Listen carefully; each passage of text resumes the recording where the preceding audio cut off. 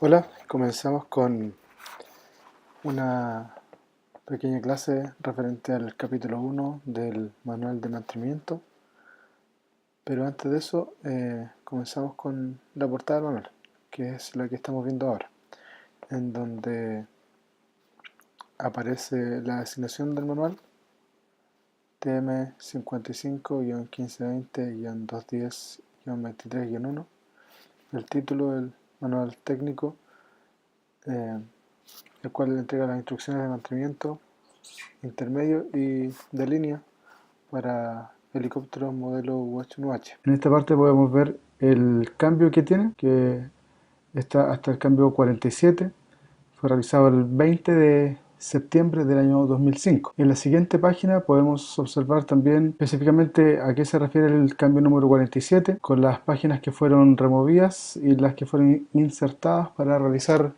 dicho cambio. En la siguiente página vamos a ver el listado de páginas efectivas, en donde en la primera parte aparecen todos los cambios que ha tenido el manual desde su original el 30 de septiembre del año 67 hasta el último cambio que corresponde al cambio 47 del 20 de septiembre del año 2005. Esta será la última actualización que tenga el manual. El ejército de Estados Unidos ya no lo va a actualizar más. El número de la página y su correspondiente actualización. Cuando utilizamos este párrafo es cuando al momento de realizar una tarea, por ejemplo, podemos ver que la tarea de cuando realizamos el largo grip del cubo rotor principal está en el párrafo 5-23, página 5-34, cambio 43. Esto tiene que estar reflejado en el listado de páginas efectivas. ¿Cómo lo vemos? Una vez que ya sabemos el número de la página, regresamos al listado de páginas efectivas y tenemos que ubicar la página 5-34. Y el listado de páginas efectivas tiene que mostrar que, tal cual como dice la página de la tarea, la página 5-34 también posee el cambio número 43. Una vez que llegamos a este punto, sabemos que la página a la cual corresponde la tarea que vamos a realizar se encuentra actualizada. Como introducción también al capítulo número 1, esto no pertenece al capítulo número 1, pero sí a cómo usamos el manual. Tenemos esta página que es, como podemos ver acá, la página A, en donde aparecen warning, caution y note, las definiciones. ¿Qué es un warning? Una operación, procedimiento, práctica, etc., el cual, si no es correctamente seguido, podría resultar en daño al personal o pérdida de vida. Caution, una operación, procedimiento, práctica, etc., el cual, si no es estrictamente observado, podría resultar en daño o destrucción del equipo. Note, una operación, procedimiento, condición, etc., el cual es esencial ser destacado. Después de ver esto ya vamos a ver lo que es la tabla de contenido. El capítulo 1 es la introducción y lo tenemos dividido en 6 secciones, donde la primera son los servicios, la segunda lubricación, la tercera sección es la manipulación, las gatas, la sujeción del helicóptero o el mooring cuando en caso de que las condiciones climatológicas lo ameriten, el izado y el procedimiento de transporte en caso a través del lingas del helicóptero, como si este fuese de carga. También tenemos los requerimientos de inspección y el calendario de retiro y overhaul de las diferentes piezas o rotables. Por último, las partes de la aeronave que son críticas para la seguridad de vuelo. Eso sería lo que vamos a ver el día de hoy con el capítulo 1. ¿Qué es lo que más se maneja en el capítulo 1 o lo que frecuentemente utilizamos? En este video vamos a ver lo que usualmente trabajamos y es importante saber y manejar del capítulo número 1. Comenzando con el capítulo 1, la primera sección que tenemos se refiere a los servicios y la información que podemos encontrar acá, básicamente podemos ver en el servicio del sistema de combustible la capacidad de los estanques, el total y el usable, los combustibles que se utilizan, el estándar, alternativo y en caso de emergencia. También tenemos, continuando con lo referente al servicio de combustible, los métodos que hay para efectuar un carguío. Tenemos el carguío por circuito cerrado con el motor apagado, el carguío por gravedad con el motor apagado, el carguío a través del circuito cerrado con el motor encendido, el carguío por gravedad con el motor encendido. En esta página, información relevante que tenemos, la forma de hacer el defueling, y si leen este párrafo se van a dar cuenta de que no aparece el defueling como nosotros lo realizamos normalmente, que es a través de desconectando la línea de combustible que llega al filtro de combustible. En ese punto nos conectamos y con energía eléctrica accionamos la bomba eléctrica para hacer el defueling. Esta figura nos muestra un diagrama de los puntos de servicio, donde cada cual está numerado y los podemos ver en específico en este detalle o en esta leyenda. Acá tenemos el aceite que se utiliza y los cambios, el aceite que se utiliza para la transmisión, para el motor, las capacidades del sistema de aceite del motor, y por acá las capacidades de la transmisión. Acá podemos encontrar también otro detalle de los servicios, como es el servicio de los que se realiza los dampers de la barra estabilizadora. En este párrafo, el 1-8, nos habla acerca de la caja intermedia y la caja 90, cómo se realiza el servicio de la caja intermedia. 1-9 nos habla acerca del depósito hidráulico, y acá aparecen las capacidades del depósito hidráulico. En esta página encontramos cómo se realizan los servicios de limpieza, tanto al interior, al exterior, a los plexi o plexiglass, a las palas del rotor principal, que son metálicas. Metal blade para nosotros no aplica, pero este símbolo significa las palas de material compuesto, y eso es lo más relevante. Bueno, acá tengo destacado una definición, que es la textura de la superficie. En algún momento se van a encontrar con que, por ejemplo, para cuando se realiza el cambio de buje del punto superior de la leaf link, estos no vienen con una medida inferior y hay que retrabajarlos para darle la medida de acuerdo al diámetro del perno que se está utilizando. En ese punto, y así en otras partes del manual, también aparecen que hay que darle una terminación, y aparece con la sigla RMS. Bueno, en su momento no sabía qué significaba, y cuando llegué a este punto del manual y que lo explica a qué se refiere y cómo se obtiene a través de diferentes métodos abrasivos o a través de diferentes tipos de lija. Vamos a comenzar con la tabla 1-1, que nos hace referencia a los ítems consumibles que se utilizan en el mantenimiento del UH1H, en donde la tarea nos va a decir el ítem que necesitamos, C1, C2, C3 y así sucesivamente, una pequeña descripción, un número de referencia que puede ser el número parte, y este código es del vendor o del vendedor, y por último el NSN, que es muy importante para nosotros. Por ejemplo, para la limpieza del conjunto de la barra estabilizadora nos va a aparecer este código.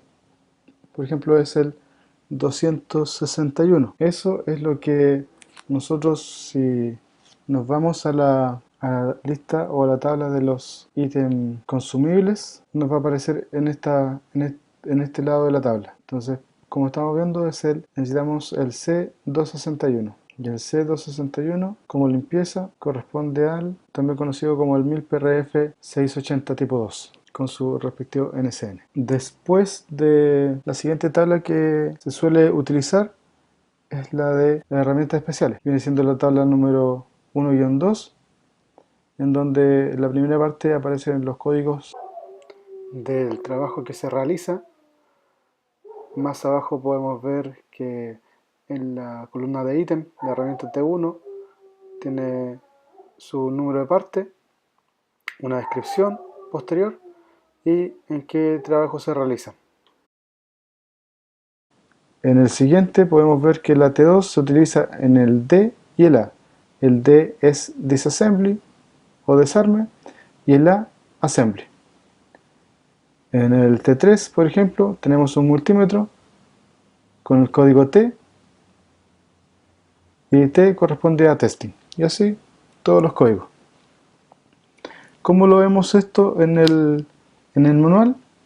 Por ejemplo, vamos a la siguiente tarea del largo de grip. Las herramientas especiales que tenemos que usar es la T34, la T41, T49, T59 y T62. Entonces, ¿cómo sé yo qué herramienta es esa?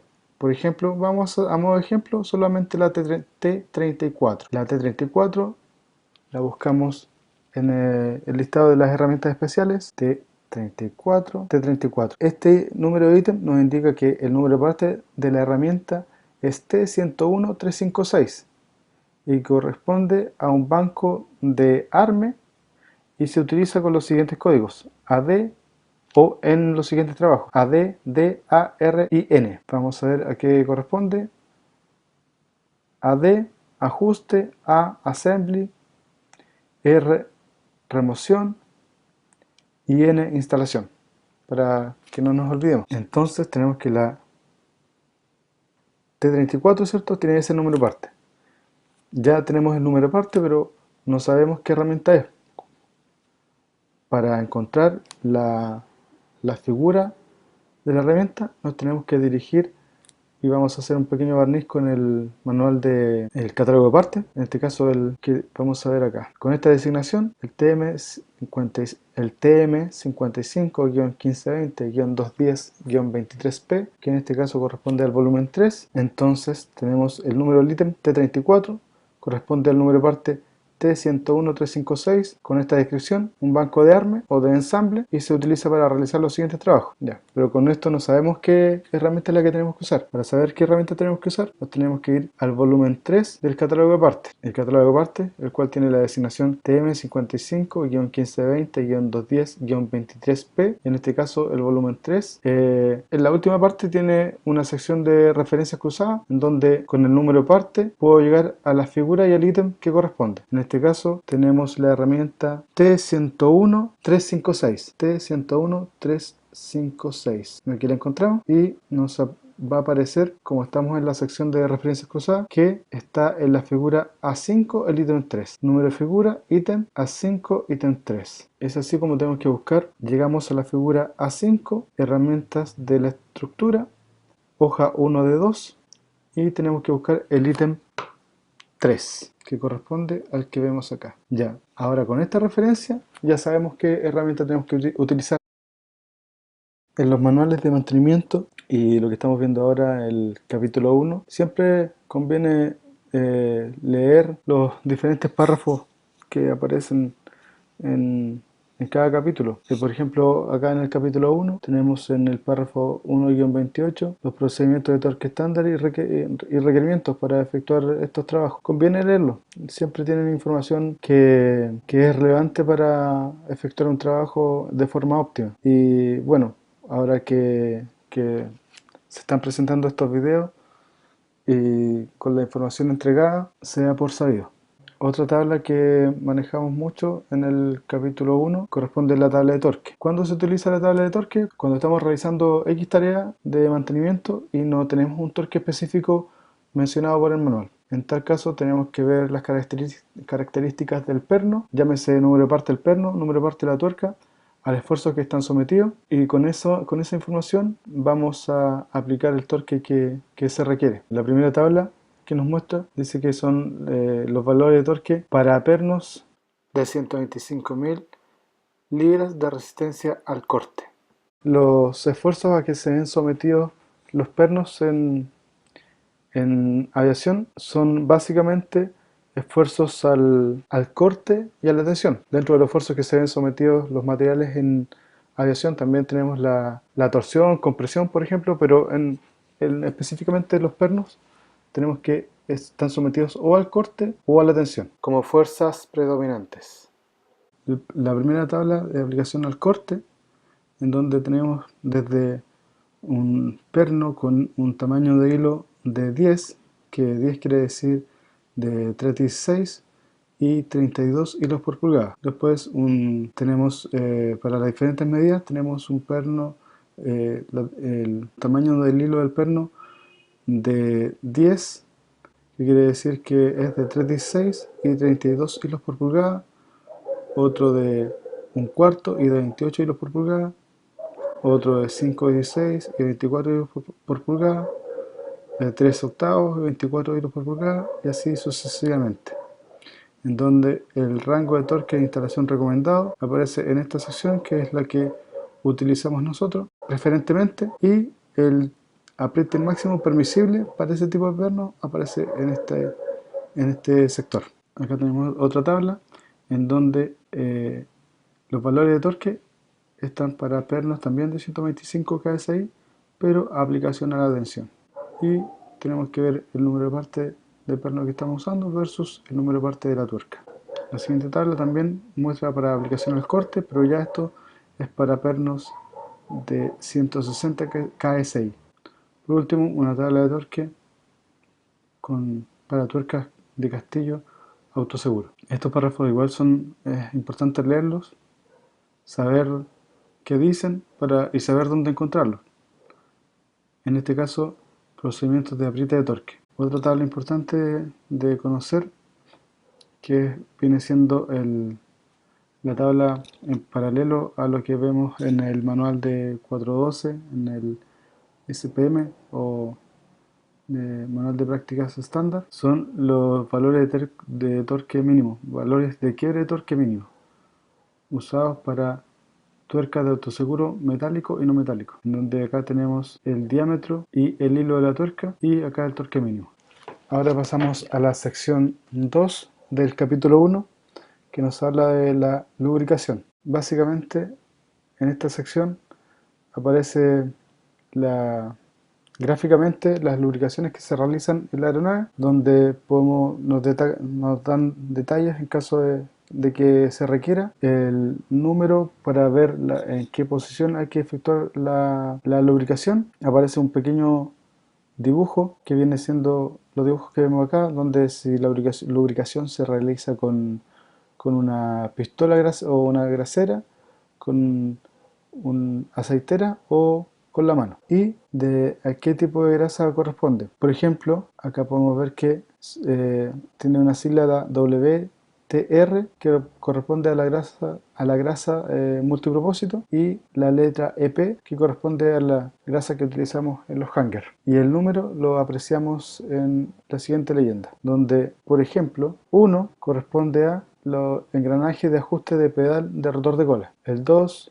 a los terminales de barra del control cíclico, y así sucesivamente. Podemos ver acá que, sobre todo cuando realizamos la inspección, aparece la TTI número 100, que requiere efectuar lubricación al helicóptero, y mediante esta TTI nosotros tenemos que realizar los trabajos de lubricación que corresponden a la aeronave, a excepción de los trabajos que realiza el tripulante, en donde lubrica el rotor de cola y el rotor principal. Podemos ver que tenemos las lubricaciones, por ejemplo, el número 2, el número 1, el número 10, el número 3 o el número 9, cada cual cuando son aplicables.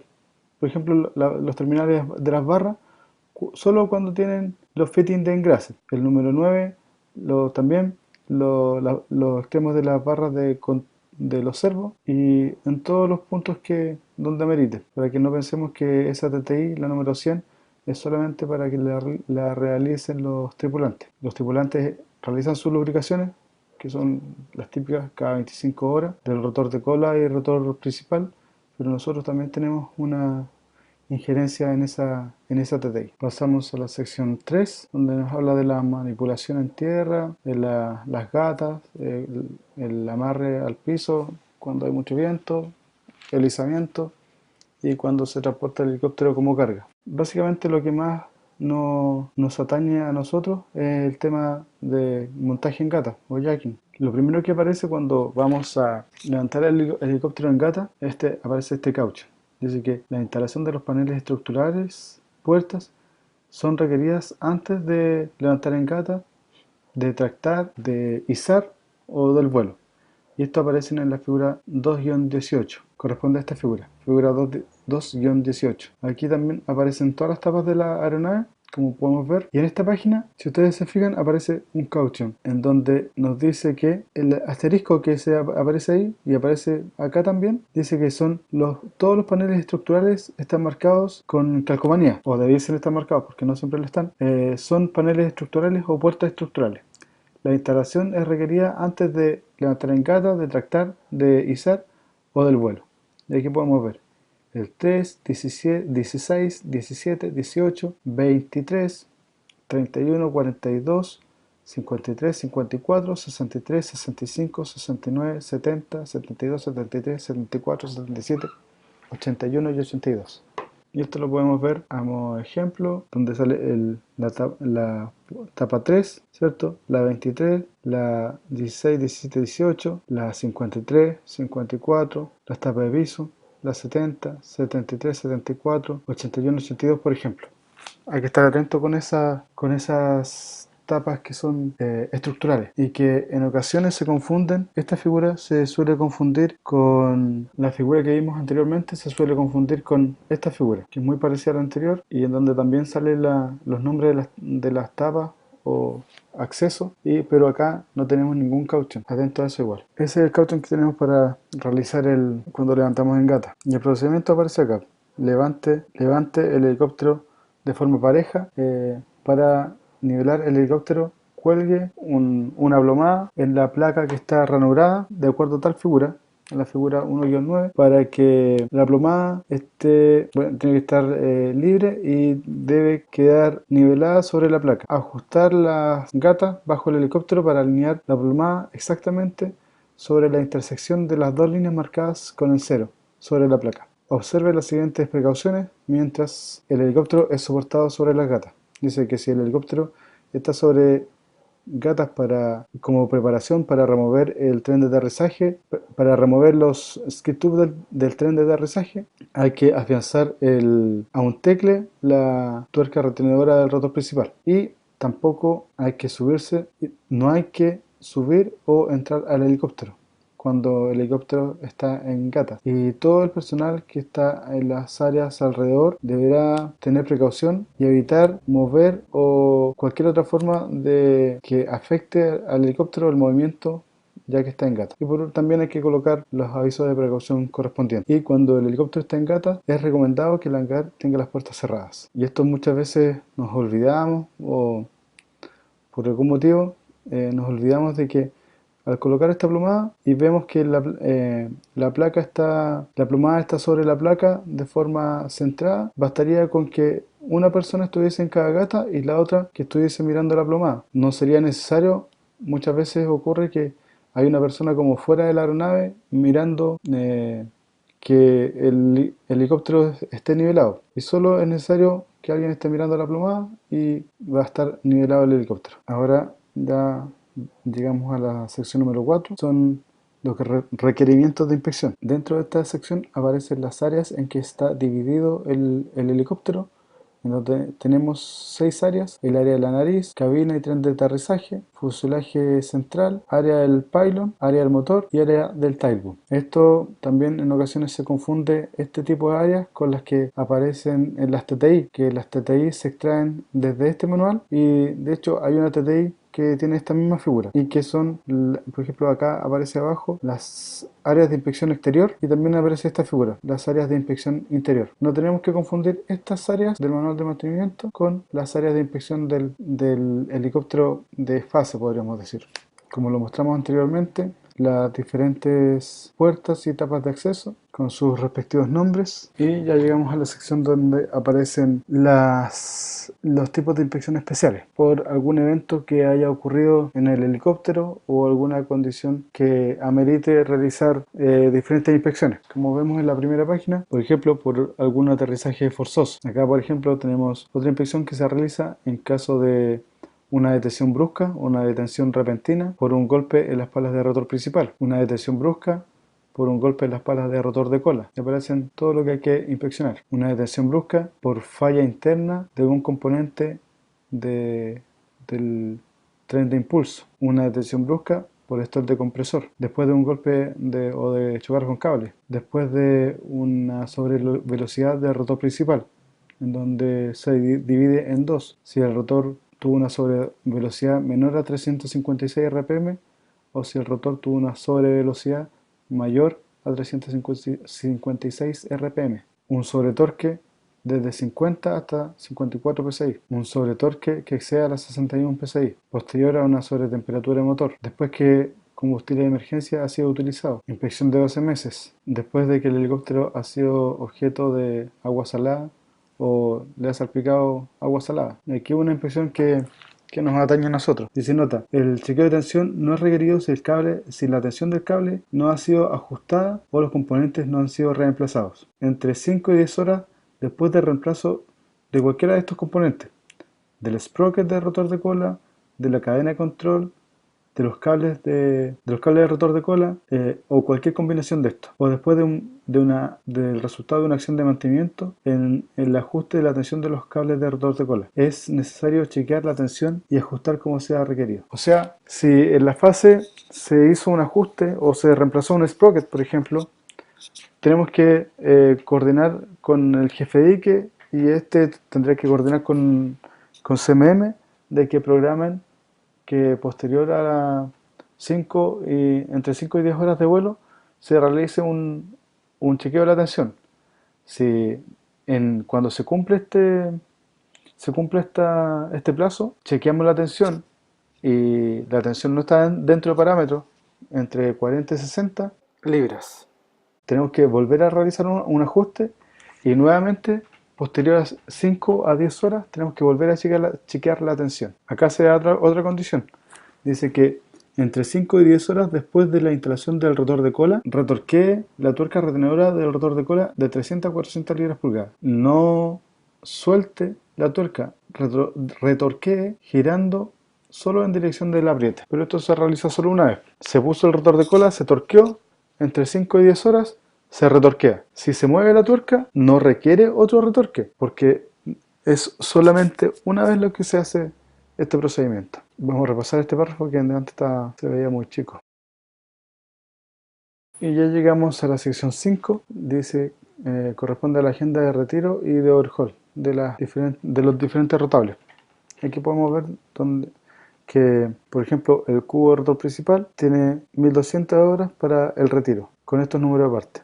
Y así, como vemos acá, rotor principal, el conjunto de palas de rotor principal cumple cada 2500 horas, con esos números aparte. Las palas de rotor principal que son de material compuesto cumplen cada 10.000 con esos números aparte. Y así sucesivamente. Tenemos que acá, por ejemplo, el conjunto de mástil cumple cada 1500 horas, este número aparte. Los rodamientos de los hangers con este número aparte cumplen cada 600 horas. El kit de penes rotatorios también cumple cada 600 horas. Y esta es la figura que corresponde al kit de pernos rotatorios con su número parte y la posición y el número parte de cada cual de los pernos con las diferentes ubicaciones. La figura 1-15, que es muy utilizada también. Por último llegamos a la sección 6, dice que corresponde a las partes de la aeronave que son críticas para la seguridad de vuelo. Las partes de la aeronave críticas para la seguridad de vuelo del UH-1H o FSCAP incluidas en este manual serán restringidas a aquellas que están listadas en la tabla 1-9, que corresponde a la que está acá abajo. Los warnings o las precauciones no serán incluidas completamente